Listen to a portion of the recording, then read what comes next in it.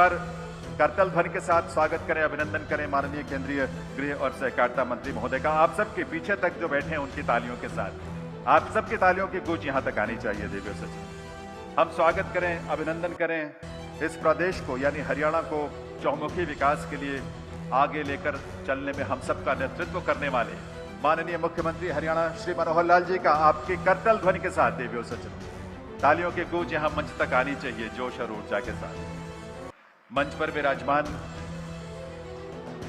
हरियाणा सरकार के माननीय मंत्रीगण, हरियाणा सरकार के सभी यहां हरियाणा प्रदेश के से हमारे माननीय सांसद, माननीय विधायकगण, विभिन्न सहकारी संगठनों के अध्यक्ष, प्रदेश के वरिष्ठ अधिकारी और सहकारिता क्षेत्र से जुड़े आप सभी का हम हार्दिक स्वागत अभिनंदन करते हैं। आज जिस विभूति के आगमन से प्रदेश में सहकारी आंदोलन को नई ऊर्जा और नई दिशा मिलने जा रही है, मैं ऐसे माननीय केंद्रीय गृह और सहकारिता मंत्री श्री अमित शाह जी को बुके भेंट करके उनका स्वागत करने के लिए निवेदन करूंगा। माननीय मुख्यमंत्री हरियाणा श्री मनोहर लाल जी से आप सबकी सम्मान से, ऊर्जा से, जोश से भरी तालियों के साथ आइए स्वागत करें ऐसी विभूति का जिन्होंने देश के पहले सहकारिता मंत्री के रूप में एक नई ऊर्जा का संचार किया है, सहकार से समृद्धि के इस मार्ग को प्रशस्त किया है। बहुत बहुत स्वागत अभिनंदन आप सभी का। मैं निवेदन करूंगा अतिरिक्त मुख्य सचिव गृह और सहकारिता विभाग हरियाणा श्री TVSN प्रसाद साहब से कि वे स्वागत संबोधन के लिए पधारें।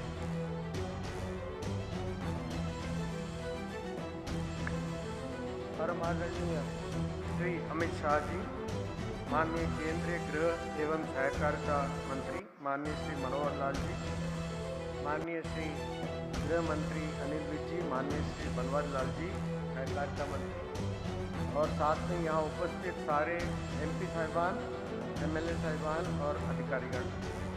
आज हमारे लिए बहुत ही ऐतिहासिक दिन है कि देश का पहला सहकारिता मंत्री और देश का पहला कोऑपरेटिव निर्यात प्रतिष्ठान एक्सपोर्ट हाउस को इनॉग्रेट करने आए। ये हरियाणा के लिए और देश के लिए एक मील का पत्थर है। और मैं सभा को ये निवेदन करना चाहता हूँ माननीय मुख्य अतिथि महोदय के सम्मुख कि इन्होंने कोऑपरेटिव मिनिस्टर होने के बाद, देश का पहला कोऑपरेटिव मिनिस्टर होने के बाद, सारे सहकारिता मंत्रियों को और सचिवों को बुला के दिशा निर्देशन दिया था और राष्ट्रीय सहकारिता नीति बनाने का प्रक्रिया शुभारंभ किया।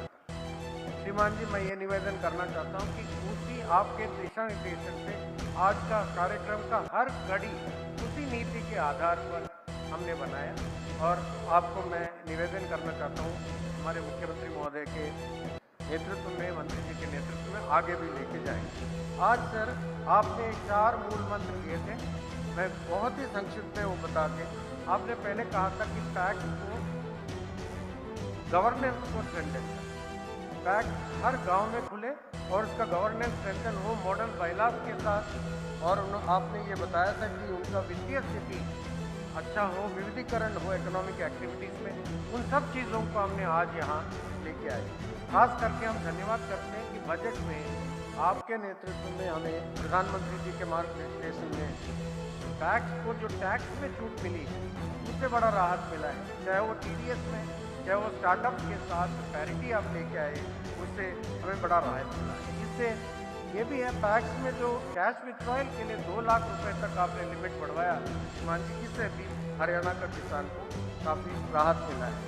आपका ही प्रेरणा को लेके विविधीकरण लाने के लिए, आर्थिक समृद्धि लाने के लिए हमारे माननीय प्रधानमंत्री जी का जो देश पूरे विश्व में विश्वगुरु बने, इकोनॉमिक पावर हाउस बने, उसके लिए सहकार से समृद्धि एक बड़ा पावरफुल टूल है।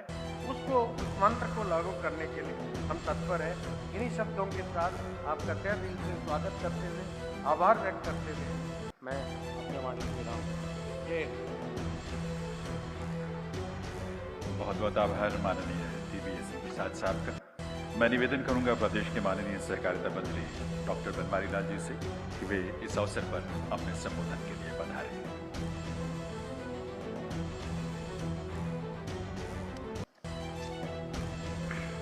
आज इस ऐतिहासिक नगरी करण नगरी करनाल में इस कार्यक्रम के मुख्य अतिथि माननीय केंद्रीय गृह एवं सहकारिता मंत्री श्री अमित शाह जी, हमारे प्रदेश के यशस्वी मुख्यमंत्री माननीय मनोहर लाल जी, श्री अनिल विज जी, गृह मंत्री हरियाणा सरकार, विधायक एवं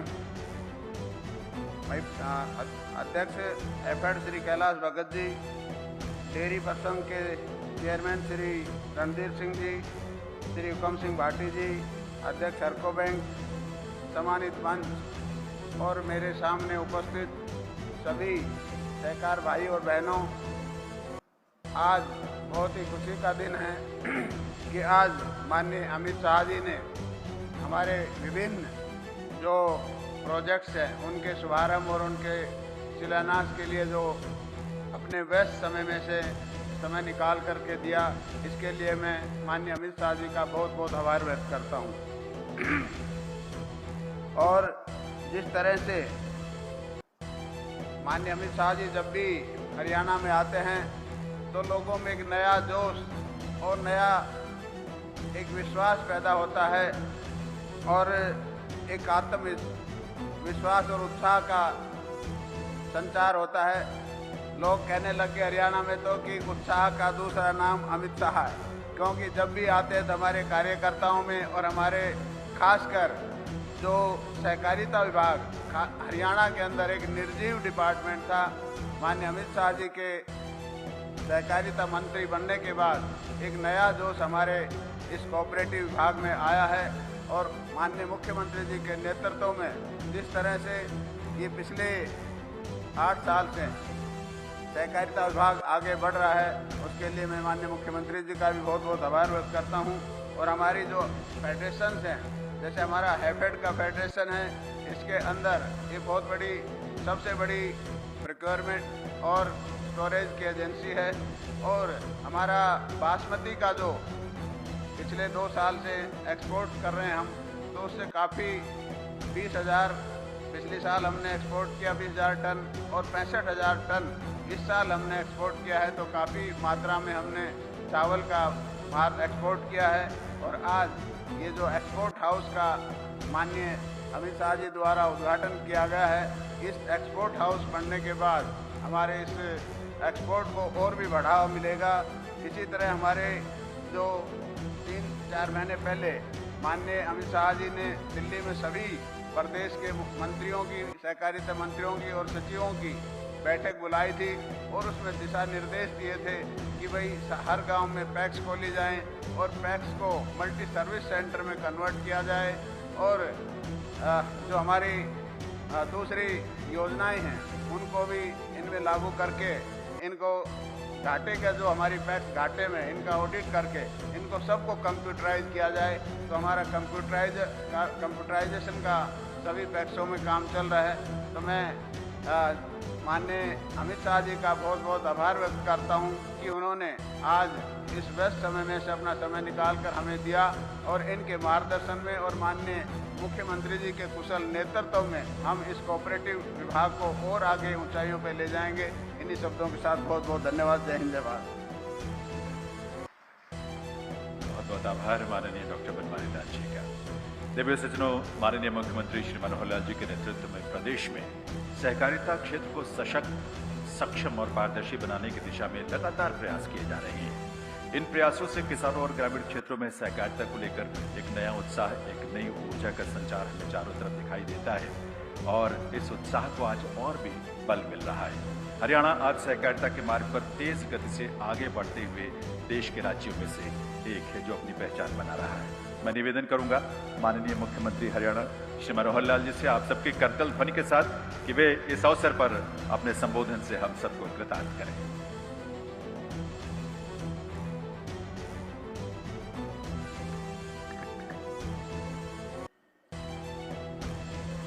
परम आदरणीय हमारे केंद्रीय सहकारी मंत्री माननीय श्री अमित शाह जी,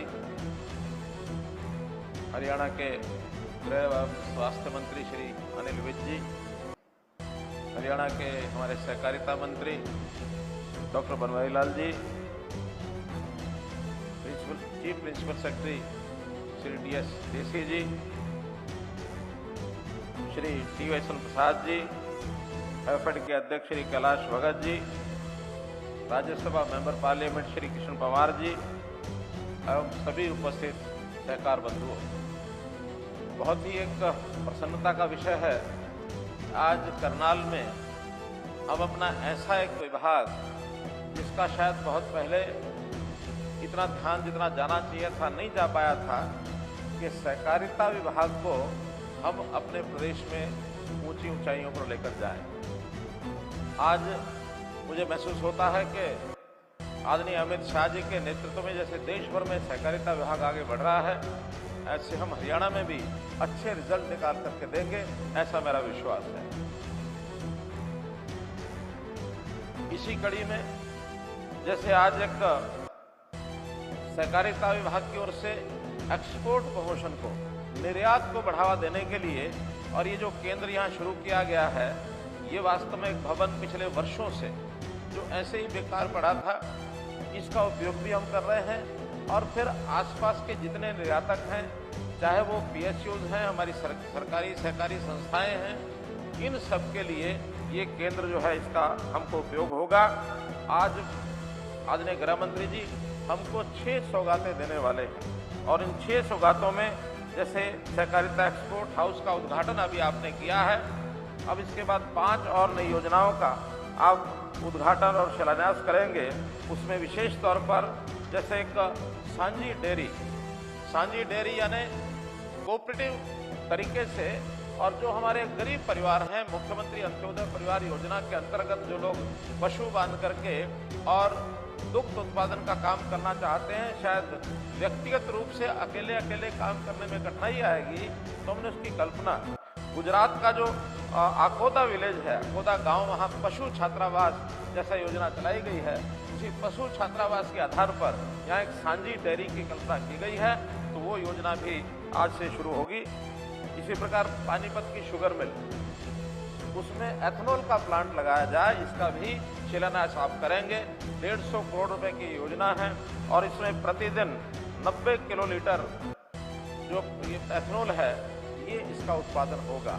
तो इसके कारण से मिल की आमदन भी बढ़ेगी, और उससे किसानों को बहुत बड़ा लाभ होगा, क्योंकि किसान आज गन्ने की कीमत जितनी मिलनी चाहिए, शायद उसमें कहीं ना कहीं कमी महसूस करता है। हालांकि इस बार हमने 10 रुपया प्रति क्विंटल, 372 रुपये प्रति क्विंटल किसानों को दिया है, लेकिन हमने सभी मिलों का अपग्रेडेशन और उनमें इस प्रकार के अतिरिक्त आय के साधन ये लगाने शुरू किए हैं। हमारी 11 सहकारिता मिलें हैं, हर एक सहकारिता मिल को आगे बढ़ाने के लिए हम लगे हैं, उसी कड़ी में हम काम कर रहे हैं। हमारे जो 6 मिल्क प्लांट पहले लगे हैं सहकारिता के, 7वां मिल्क प्लांट आज उसका भी उद्घाटन शिलान्यास आप करेंगे, जिसके अंदर 5 लाख लीटर प्रतिदिन दूध इसकी बढ़ोतरी होगी। दूध उत्पादन में हरियाणा देश के दूसरे नंबर पर आता है, प्रांतों में पंजाब के बाद हमारा नंबर आता है।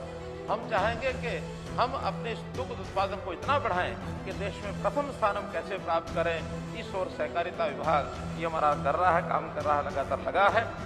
और जहाँ तक एक्सपोर्ट की बात है, पिछले 2 वर्षों में हैफेड ने एक्सपोर्ट जो बढ़ाने का काम शुरू किया है, पहले बहुत कम होता था, लेकिन उस एक्सपोर्ट को बढ़ाने का काम करने के कारण से हरियाणा का एक्सपोर्ट देश में 5वें स्थान पर हम आ गए हैं। 2,15,000 करोड़ रुपए का एक्सपोर्ट ये हमारा इस वर्ष हो रहा है। अगले वर्ष का टारगेट हमने 2,50,000 करोड़ रुपए का टारगेट रखा है एक्सपोर्ट का, ताकि एक्सपोर्ट से अपने देश को एक प्रकार से जिसको कहना जी फॉरेन एक्सचेंज के नाते ये एक इनकम जो होती है वो देश की सीधी आर्थिक प्रगति के अंदर सहयोगी होती है, काम आती है। अपने देश की आर्थिक जो स्थिति है, प्रधानमंत्री जी ने जैसे कहा कि 5 ट्रिलियन अमेरिकन डॉलर की इकोनॉमी हमारी बननी चाहिए, और 2025 तक वो टारगेट है। निश्चित रूप से हरियाणा का जो उसमें सहयोग है, जो उसमें भागीदारी है, वो अपने हिस्से से ज्यादा हम करेंगे, ऐसा माननीय गृह मंत्री जी मैं आपको विश्वास दिलाता हूँ। हम तो सबका साथ, सबका विकास, सबका विश्वास, सबका प्रयास, इस एक प्रकार की ये भी सहकारिता की नई एक परिभाषा है। सहकारिता में सब लोग मिलकर काम करें, और मिलकर काम करने से ही आगे बढ़ेंगे। जैसा ये इस देश में बाकी कामों पर लागू होता है, सहकारिता विभाग में भी उसी प्रकार से लागू होता है। तो हम इस काम को करने के लिए विशेष तौर पर कृषि विभाग का इसमें बहुत बड़ा एक लाभ होगा, क्योंकि ये इलाका हमारा कृषि प्रधान यानी प्रदेश और कृषि प्रधान ये क्षेत्र करनाल के आसपास खास करके जैसे धान और धान में भी इसको धान का कटोरा कहते हैं, और एक्सपोर्टेबल आइटम बासमती उसका भी एक बहुत बड़ा सेंटर है। तो आज के इस कार्यक्रम के माध्यम से इधर के किसानों को जो लाभ होने वाला है, बहुत ही एक बहुत बड़ा एक प्रोजेक्ट ये हमारा जो बन के आगे आ रहा है, इसका लाभ हमको मिलेगा। इसी प्रकार आप हमारे ऊपर इसी प्रकार से अगर हमारे उत्साह को बढ़ाते रहेंगे तो निश्चित रूप से हम अपने प्रदेश को और देश को आगे ले जाने में अपना योगदान ये निश्चित करेंगे। मैं बहुत बहुत आपका आभारी हूँ, बहुत बहुत धन्यवादी हूँ। और आज आपने हरियाणा में लगातार ये तीसरा आपका कार्यक्रम है, इसमें हमारा मार्गदर्शन करेंगे। ये कार्यक्रम इसके बाद और भी है, दिन भर के लगातार चलने वाले 4 कार्यक्रम। मैं निश्चित रूप से आपकी सराहना करता हूँ। बहुत बहुत धन्यवाद, बहुत बहुत आभार।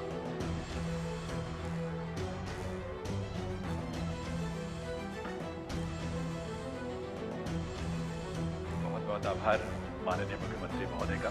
दीपक सज्जनों, जैसा माननीय मुख्यमंत्री महोदय ने उल्लेख भी किया, आज माननीय केंद्रीय गृह और सहकारिता मंत्री महोदय द्वारा अनेक परियोजनाओं का यहाँ शिलान्यास, उद्घाटन और शुभारंभ होने जा रहा है।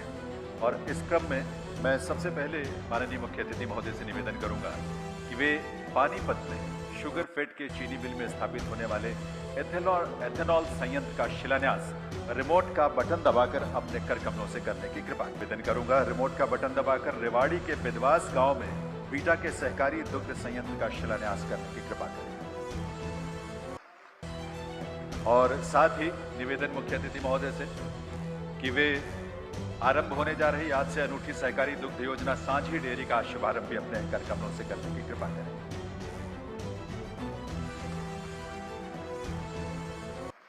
निवेदन करूंगा माननीय केंद्रीय गृह और सहकारिता मंत्री महोदय से कि वे अपने संबोधन से हम सबको कृतार्थ करें।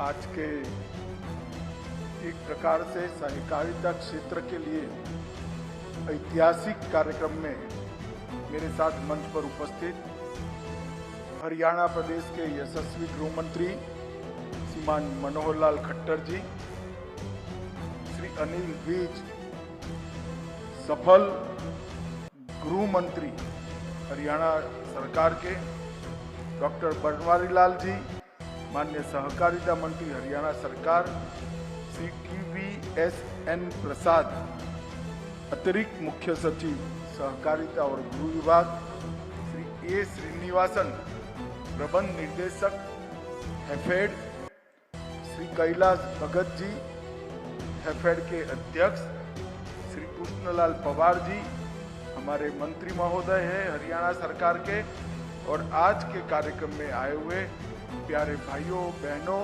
और सहकारिता से जुड़े हुए सभी किसान भाई मित्रों, आज मैं यहाँ पर सहकारिता से जुड़ी विभिन्न परियोजनाओं का शिलान्यास और उद्घाटन करने के लिए आपके सामने उपस्थित हुआ। मैं आज यहाँ आया हूँ तब आने से पहले कोऑपरेटिव बेसिस पर चलने वाला एक्सपोर्ट हाउस मैं देखकर आया हूं। कुछ समय पहले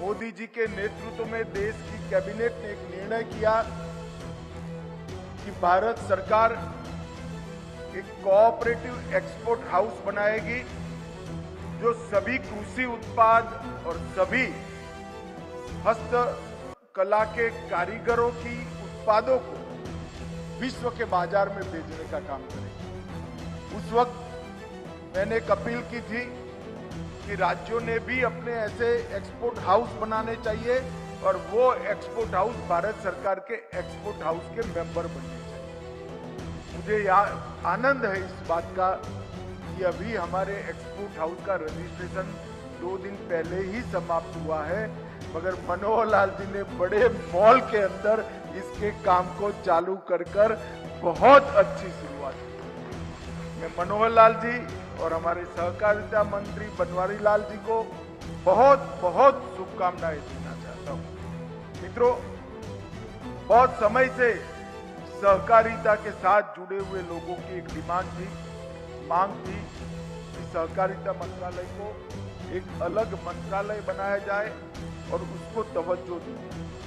मोदी जी ने आजादी के 75वें साल में ये ऐतिहासिक निर्णय लिया और मुझे सौभाग्य मिला देश का प्रथम सहकारिता मंत्री बनने। मित्रों, आज मैं इतना कह सकता हूं, लगभग 1-1.25 साल के कार्यकाल के अंदर भारत सरकार के सहकारिता मंत्रालय ने अनेक क्षेत्र के अंदर नई नई शुरुआत की। सबसे पहले हमने पैक्स को मजबूत करना शुरू किया। पैक्स की वायबिलिटी नहीं आती थी, इसलिए पैक्स के लिए एक मॉडल बाइलॉज बनाने की शुरुआत की और उसको राज्य को भेजा। अब पैक्स ये मॉडल बाइलॉज की तहत ढेर सारे काम कर। अभी पैक्स को सीएससी का काम करने की अनुमति दी है। पैक्स अब एफपीओ भी बन पाएंगे। पैक्स हर घर जल से नल के पानी वितरण का गांव का काम भी कर पाएंगे। पैक्स गैस वितरण की एजेंसी भी ले पाएंगे। पैक्स सस्ता अनाज की दुकान भी चला पाएंगे। पैक्स लाइटों के मरम्मत का ठेका भी लेकर गांव के अंदर निर्बाध रूप से सार्वजनिक लाइट चलती रहे, इसका भी काम कर पाएंगे। और पैक्स स्वच्छता का काम भी कर पाएंगे।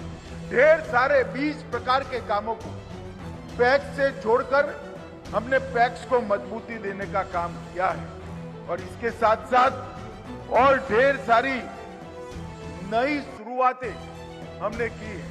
मैं इसकी बात बाद में करूंगा, परंतु आज हरियाणा का ये जो नया इनिशिएटिव है, कोऑपरेटिव एक्सपोर्ट हाउस करनाल का शुभारंभ इतना आधुनिक मॉल के अंदर किया है। मैं जाकर देख कर आया हूं। एक्सपोर्ट करने वाले ने सिर्फ मटेरियल लेकर आना है, उसकी टेस्टिंग की व्यवस्था, उसकी ब्रांडिंग की व्यवस्था, उसका bank linkage, letter of credit खोलने की व्यवस्था और एक्सपोर्ट करने तक की सारी व्यवस्था ये एक्सपोर्ट हाउस करेगा। छोटे से छोटा किसान, छोटे से छोटी पैक्स अपने सदस्यों का उत्पाद यहाँ लेकर आए। एक कंटेनर माल नहीं है तो भी चिंता नहीं, माल अच्छा हो, अच्छी गुणवत्ता का हो, लेकर आप आ जाइए। यहाँ सबका इकट्ठा कर कंटेनर बनाकर एक्सपोर्ट हाउस एक्सपोर्ट करेगा।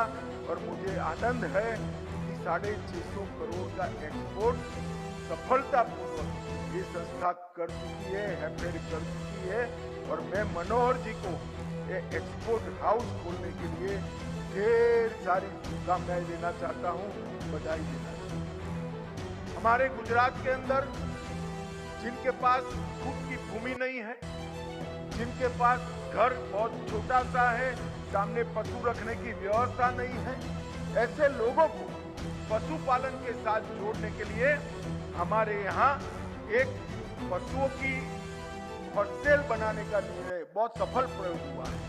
मनोहर लाल जी ने इसी की तर्ज पर आज हरियाणा डेयरी विकास सहकारी प्रसंघ के तत्वाधान में एक साझी पशुशालिका स्थापित किया है, जिससे मुझे लगता है गरीब के गरीब व्यक्ति को भी 4 भैंस, 3 भैंस, 2 भैंस लेनी है तो वो लेकर वो साझी पशुशालिका में रखेगा और अपना दूध कोऑपरेटिव फेडरेशन में भरकर वो आगे इसका फायदा ले पाएगा, अपने जीवन को यापन करने का इसमें से कमाई कर सकेगा। इसके साथ साथ पशु चारा, साइलेज, पशु की चिकित्साएं, संपूर्ण वैक्सीनेशन और अनेक प्रकार के फीडिंग के उपक्रम भी इसके साथ जुड़े।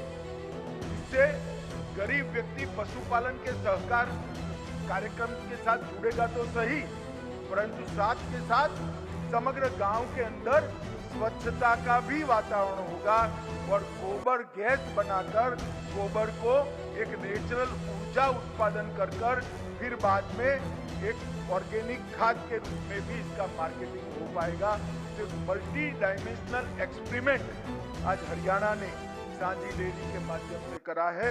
मैं इनको बहुत बहुत धन्यवाद देना चाहता हूँ। इसके साथ साथ यहाँ सहकारी दूध संयंत्र का भी भूमि उद्घाटन हुआ है। हर रोज 5 लाख लीटर दूध प्रोसेस करने की यहाँ पर व्यवस्था की है। करीब 200 करोड़ रुपया इस पर इन्वेस्ट हुआ है। मुझे भरोसा है इससे बहुत सारे पशुपालकों को फायदा होने वाला है।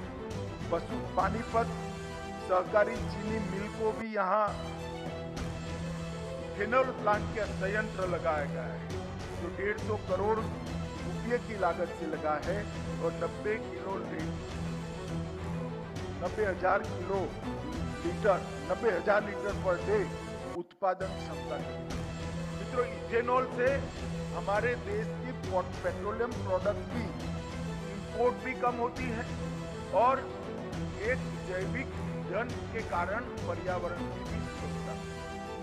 जब नरेंद्र मोदी सरकार बनी 2014 में, तब इथेनॉल का पेट्रोल डीजल में मिलान 1% से भी कम था, शायद आधा प्रतिशत। आज हम 10% क्रॉस कर गए हैं और 2025 में 20% इथेनॉल पेट्रोल के अंदर मिक्स करने का काम ये नरेंद्र मोदी सरकार, भारतीय जनता पार्टी की सरकार की। इससे शुगर मिलों की आमदनी बढ़ेगी, इससे वेस्ट एपीएमसी का और बिगड़ा हुआ धान, बिगड़ा हुआ अनाज भी उपयोग में आएगा और हमारे देश के इंपोर्ट में भी बड़ी मात्रा में कटौती होगी। ये नया इनिशिएटिव मनोहर जी ने लिया है, उसके लिए मैं बहुत शुभकामनाएं देता हूं।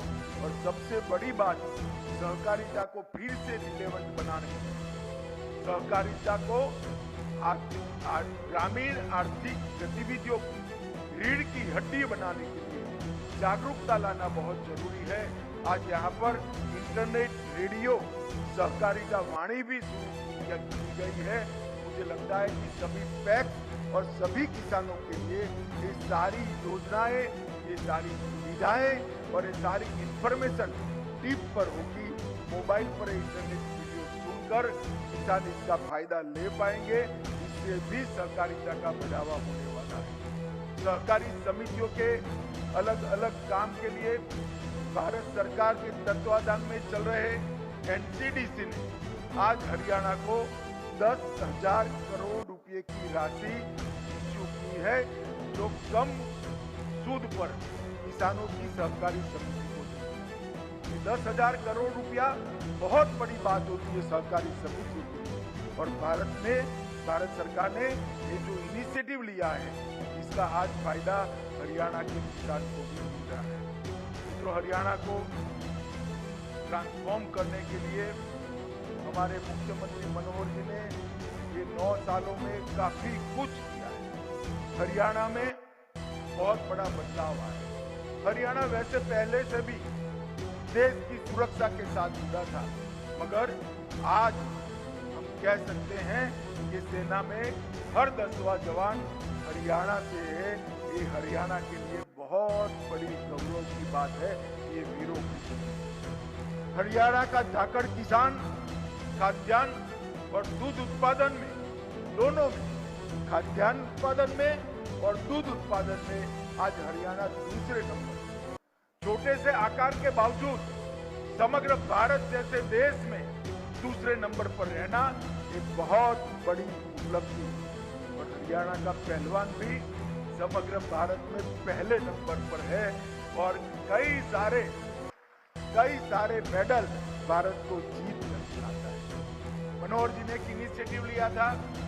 मैं उस वक्त पार्टी का अध्यक्ष था, मैं डरता था कि मनोहर जी को लेने के देने न पड़ जाए, मगर उन्होंने दृढ़ता के साथ इसको लागू किया और आज हरियाणा देश का संपूर्ण रूप से पढ़ी लिखी पंचायत वाला सबसे पहला और एकमात्र प्रदेश है जहां पर पढ़े लिखे पंचायत।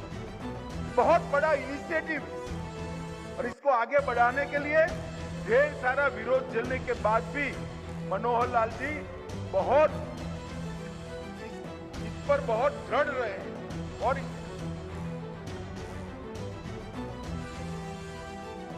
पर बहुत दृढ़ रहे और इसका नतीजा भी आया है। आज देश का सबसे पहला पढ़ी लिखी पंचायत वाला प्रदेश अगर कोई बना है तो हरियाणा बना है। मैं इसके लिए भी मनोहर जी को बहुत बहुत बधाई देता हूं। धुआं मुक्त प्रदेश, केरोसिन का उपयोग जीरो करना इनिशिएटिव लिया, एक विचार था, करना बहुत कठिन था। मैं तो जानता हूं, मैं राज्य सरकार में भी मंत्री रहा हूं।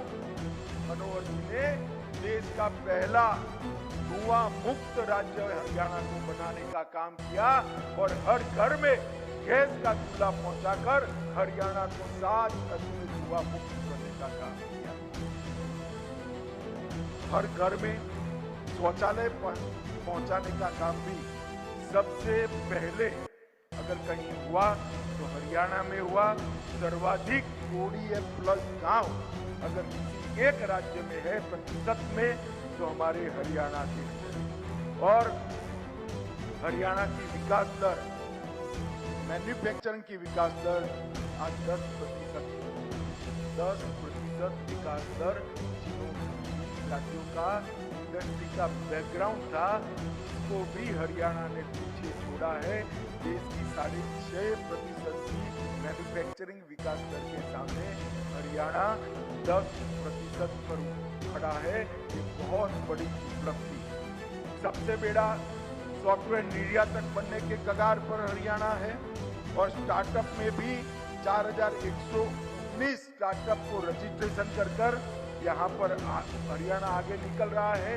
और देश में जितनी भी कारें बनती हैं, चौपहिया वाहन बनते हैं, इसके 4 व्हीलर के 50% का उत्पादन अकेले हरियाणा में। ये बहुत बड़ी उपलब्धि। और आज हरियाणा ने कोऑपरेटिव के लिए भी ढेर सारे इनिशिएटिव लिए हैं। मुझे विश्वास है कि सहकारिता का ये इनिशिएटिव आने वाले दिनों में गरीब से गरीब व्यक्ति के लिए संजीवनी साबित होने वाला है। मित्रों, हमने DCB को, डिस्ट्रिक्ट कोऑपरेटिव बैंक को NPA मुक्त बनाने के लिए एक अभियान किया। इसके लिए एक योजना भी भारत सरकार लेकर आई है। मुझे विश्वास है हरियाणा भी इस दिशा में काफी कुछ करेगा। अभी बजट में मोदी जी ने बहुत बड़ी योजना देश के कोऑपरेटिव सेक्टर के लिए एक लक्ष्य रखा है कि 2025 के पहले देश की हर पंचायत के अंदर पैक्स की स्थापना की जाएगी और 2 लाख नए प्राइमरी एग्रीकल्चर कोऑपरेटिव सोसाइटी बनाए जाएंगे। मित्रों, 2 लाख, आजादी से अब तक 65,000 बने हैं। हम ये 3 साल के अंदर 2 लाख पैक्स बनाने का लक्ष्य रखा है। आप सोचिए कि कोऑपरेटिव का स्केल कितना बड़ा बनने वाला है। कोऑपरेटिव की नई नीति भी लेकर आए हैं। इसके साथ साथ 3 कोऑपरेटिव सोसाइटी की स्थापना भी भारत सरकार ने की है। एक छोटे से छोटे किसान को बीज के उत्पादन के अंदर जोड़ने के लिए बीज उत्पादन की कोऑपरेटिव सोसाइटी बनाना। दूसरा, ऑर्गेनिक प्रोडक्ट किसान कर तो लेता है, प्राकृतिक खेती करता है, ऑर्गेनिक खेती करता है, मगर उसका शोषण होता है क्योंकि एक ब्रांड नहीं, मार्केट नहीं। ऑर्गेनिक प्रोडक्ट का जो दाम विश्व के बाजार में वो उसको मिलता नहीं। तो हमने ऑर्गेनिक प्रोडक्ट किसान जो है उसके मार्केटिंग के लिए एक मल्टी स्टेट कोऑपरेटिव सोसाइटी की स्थापना की है जो देश भर के ऑर्गेनिक प्रोडक्ट जिनकी है, ये किसानों को जमीन का सर्टिफिकेशन भी, भूमि का सर्टिफिकेशन करेगा, उनके प्रोडक्ट का सर्टिफिकेशन करेगा और पैक्स के माध्यम से उनको मार्केटिंग का एक प्लेटफॉर्म उपलब्ध कराएगा जिससे मुनाफा सीधा किसान के पास जाए। और इसके साथ साथ हमने एक multi state cooperative export house भी रजिस्टर किया है जो हैफेड के तर्ज पर देश भर के कोऑपरेटिव के मटेरियल को दुनिया भर में एक्सपोर्ट करेगा। मैं विश्वास दिलाता हूँ मनोहर जी को, कभी सिर्फ आप बासमती चावल एक्सपोर्ट कर रहे हो, वो दिन दूर नहीं है कि हरियाणा की सब्जी गल्फ के लोग खाएंगे। ऐसी व्यवस्था हमारे किसान के लिए बहुत फायदेमंद। मल्टी स्टेट कोऑपरेटिव सोसाइटी जो निर्यात की बनेगी वो देश के हर किसान के प्रोडक्ट को, हर हस्त कला के कारीगर की प्रोडक्ट को दुनिया में भेजने का काम है। क्षेत्र में बहुत बड़ी उपलब्धि होने वाली है। आज मैं मनोहर जी को इस मंच से, हमारे सहकारिता मंत्री जी को इस मंच से बहुत बहुत बधाई देना चाहता हूं कि आज जो 5 इनिशिएटिव लिए हैं और भारत सरकार ने छठा जो NCDC की 10,000 करोड़ की लोन यहाँ पर देती है सहकारिता के बढ़ावे के लिए, मुझे पूरा विश्वास है इससे हरियाणा की सहकारिता आंदोलन को बहुत बड़ी गति मिलेगी और आने वाले दिनों में मोदी जी के नेतृत्व में हरियाणा को, मनोहर जी के नेतृत्व में हरियाणा को देश का नंबर 1 राज्य बना पाएंगे, ऐसा मैं विश्वास करता हूँ। फिर से सबको बधाई देकर मेरी बात समाप्त करता हूँ। वंदे मातरम। बहुत बहुत आभार माननीय केंद्रीय गृह और सहकारिता मंत्री माननीय श्री अमित शाह जी का, उनके उद्बोधन के लिए, उनकी प्रेरणा के लिए, उनके स्नेह और कृपा के लिए। महोदय, आपके प्रति आभार व्यक्त करते हुए मैं माननीय मुख्यमंत्री श्री मनोहर लाल जी से निवेदन करूंगा कि वे माननीय मुख्य अतिथि महोदय को इस अवसर पर एक स्मृति चिन्ह भेंट करके उनका आभार व्यक्त करें। इस अवसर पर आप सभी सिर्फ 5 मिनट के लिए और रुकें और करतल ध्वनि से आइए इस आभार में हम सब भी शामिल हों। माननीय केंद्रीय गृह और सहकारिता मंत्री श्री अमित शाह जी के नेतृत्व में एक नई ऊर्जा का स्पंदन पूरे देश में हम महसूस कर रहे हैं। कार्यक्रम के अंतिम चरण में मैं निवेदन करूंगा हैफेड के अध्यक्ष श्री कैलाश भगत जी से कि वे आभार व्यक्त करने के लिए पधारेंगे। आइए हम सब मिलकर ऊर्जा के साथ करतल ध्वनि के साथ आभार व्यक्त करें माननीय मुख्य अतिथि महोदय का।